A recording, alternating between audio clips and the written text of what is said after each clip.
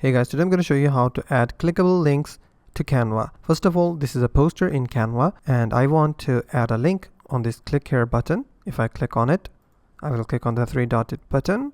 From here, you will see a link option. You can also add a link by a shortcut for the keyboard by simultaneously pressing Ctrl and K on your keyboard.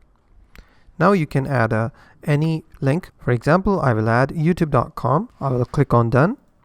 Now, while exporting your image, for example, I will click on share. Now, I have different options. I will click on download, and in the file type section, you have to make sure to select PDF standard because PDFs support clickable links. If you export your image in JPG or PNG format, then your picture won't be clickable anymore. So you have to make sure to select PDF standard and click on download. Now my file has been downloaded. If I open the file, as you can see, this is my PDF file. If I click on the link, as you can see, it has redirected me to the website I have entered into the button. So that's how you can add clickable links to Canva. If you find this video helpful, please hit the like button and don't forget to subscribe.